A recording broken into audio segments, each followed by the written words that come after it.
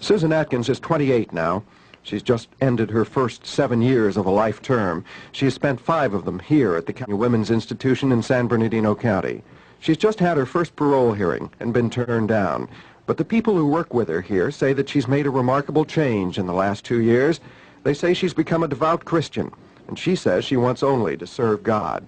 Susan Atkins feels that her horrifying experience with drugs can be a lesson to those that use them or think about using them. Today, she says her bizarre behavior was born out of Manson's evil persuasiveness and fed by her constant drug use. During her Manson years, Susan Atkins dropped acid at least 300 times, and she smoked, swallowed, shot up, and snorted every other drug in sight. And although she had no drugs in her first 5 years of imprisonment, she says it took her that long to fully regain her consciousness, to even begin to realize what she had done. She hasn't spoken with a reporter since the trial in 1970. She got word to me that she wanted to talk about the dangers of drug use, that she also wanted to reveal something new about the murders. What happened that night you all went to Sharon Tate's house? What really happened? Well, I remember getting in the car with Tex and Tex Watson and my other 2 co-defendants, 3 co-defendants actually. And before I ever got in the car, Tex and I had our own special little stash of cocaine. I think it was cocaine or methadone, I'm not sure which. And we were speed, and we both snorted some speed and got in the car. We were very, very wired.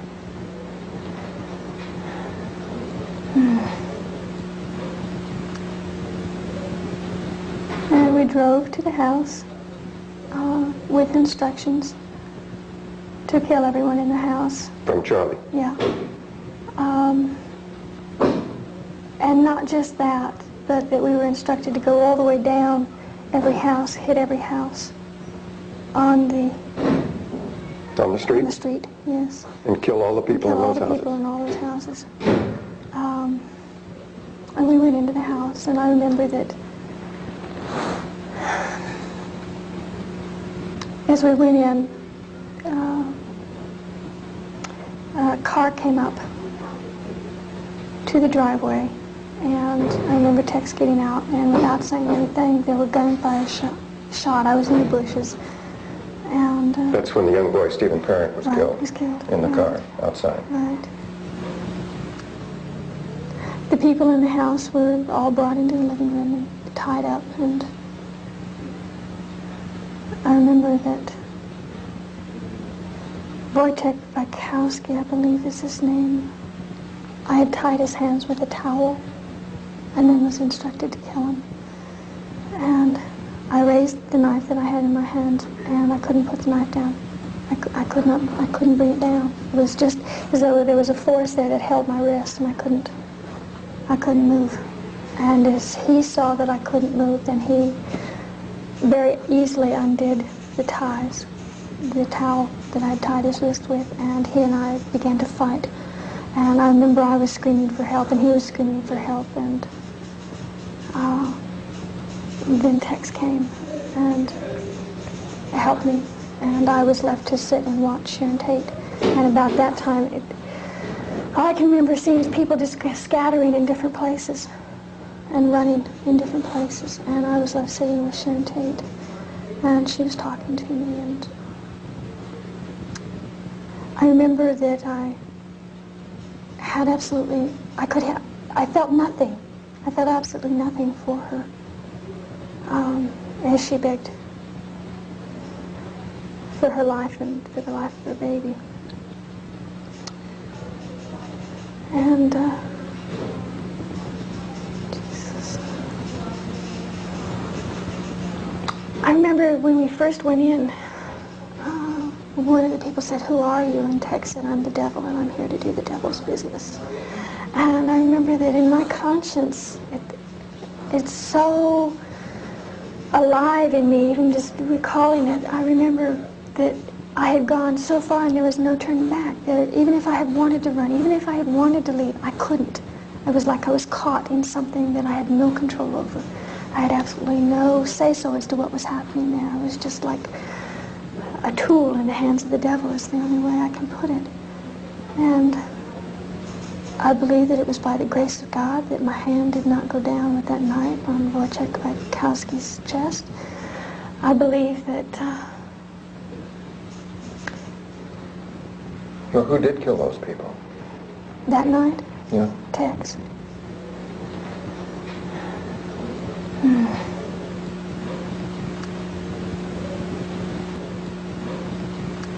You want to... Well, I can ask you now, what did Tex really do there? Of what I saw happening in Tex, the way he moved, the viciousness and cold,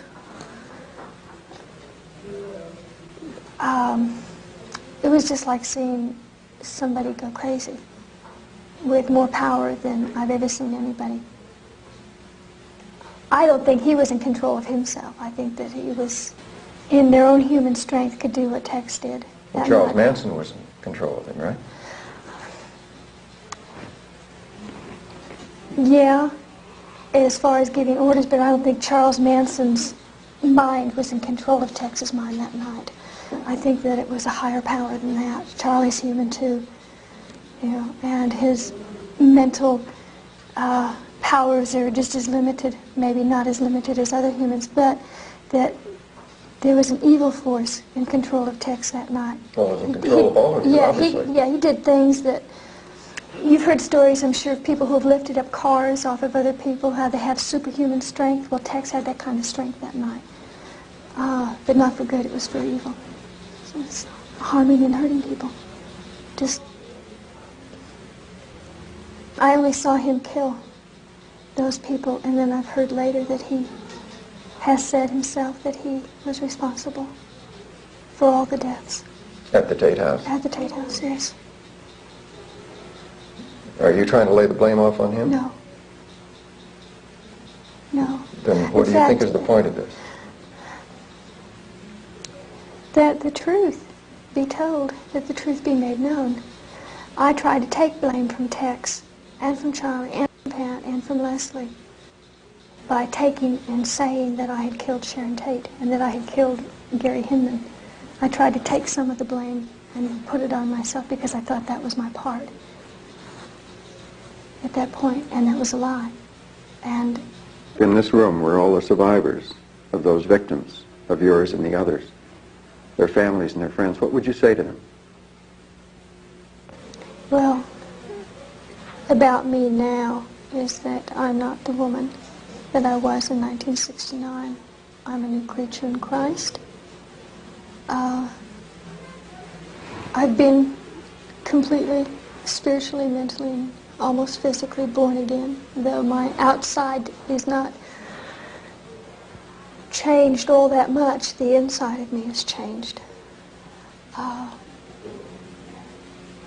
That I love them with a love that I don't think any words that I could tell them could express, but only by living a life that may help somebody else, by preventing maybe somebody else from going down the same road, by preventing other survivors of such a terrible thing, is the only way that I could say what I would have to say to them. I just love them. I feel for them. I feel their pain. I feel their sorrows and their loss. And I didn't feel that years ago. I didn't feel anything for them. But today I still feel pain when I think about her and that she's not here, and I don't think that anything that I could say could ease that pain in any of the survivors' hearts. And only God can take care of that. Only God can give them an assurance that their loved ones are with Him, and I believe that with my whole heart. I believe that those people that died that night are with God, and that they're at peace, and it's the only thing that I can tell them. And I believe that with my whole heart. And that by the grace of God, the survivors will also see their loved ones again one day.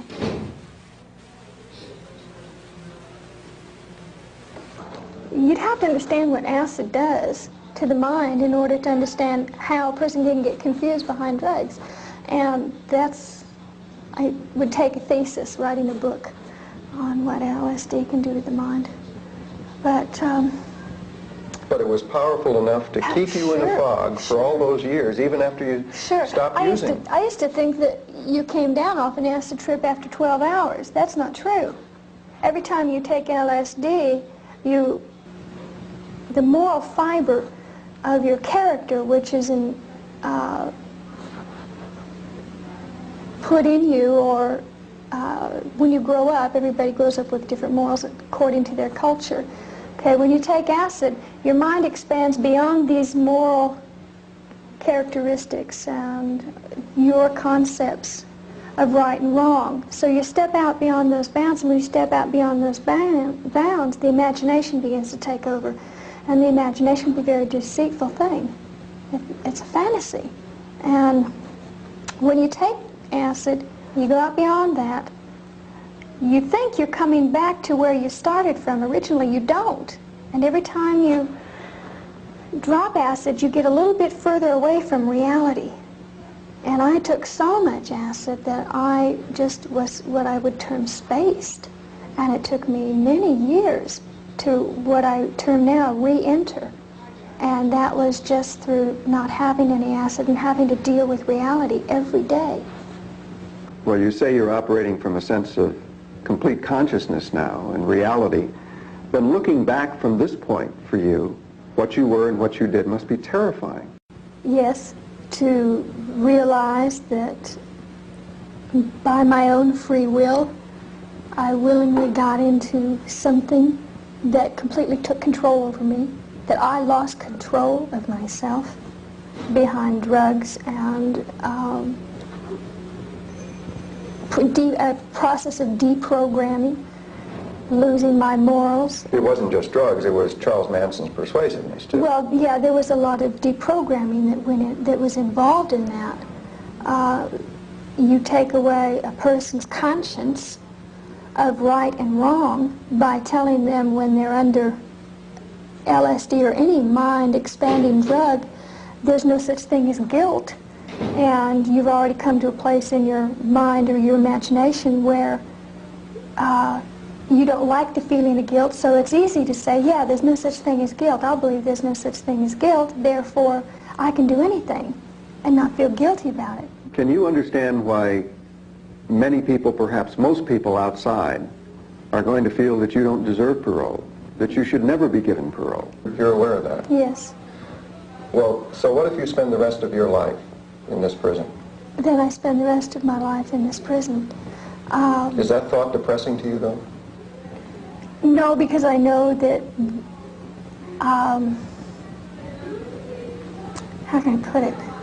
I'm content. How's it come about? How does peace come about? My peace? Mm-hmm. Well, I found peace through salvation in Jesus. And just knowing that I've been forgiven by God is sufficient for me.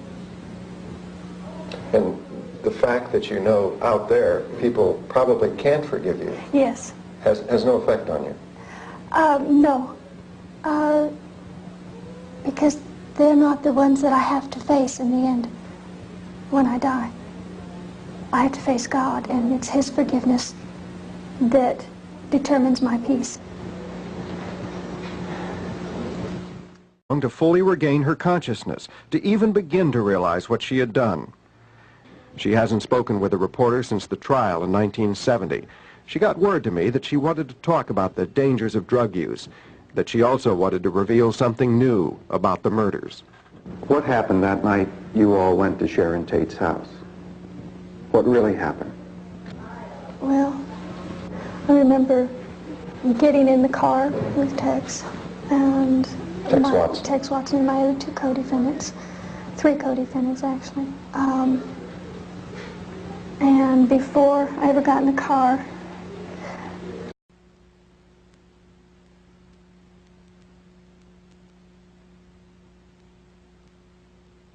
Susan Atkins is 28 now. She's just ended her first 7 years of a life term. She has spent 5 of them here at the Women's Institution in San Bernardino County. She's just had her first parole hearing and was born out of Manson's evil persuasiveness and fed by her constant drug use. During her Manson years, Susan Atkins dropped acid at least 300 times, and she smoked, swallowed, shot up, and snorted every other drug in sight. And although she had no drugs in her first 5 years of imprisonment, she says it took her that long to turn down. But the people who work with her here say that she's made a remarkable change in the last 2 years. They say she's become a devout Christian, and she says she wants only to serve God. Susan Atkins feels that her horrifying experience with drugs can be a lesson to those that use them or think about using them. Today, she says her bizarre behavior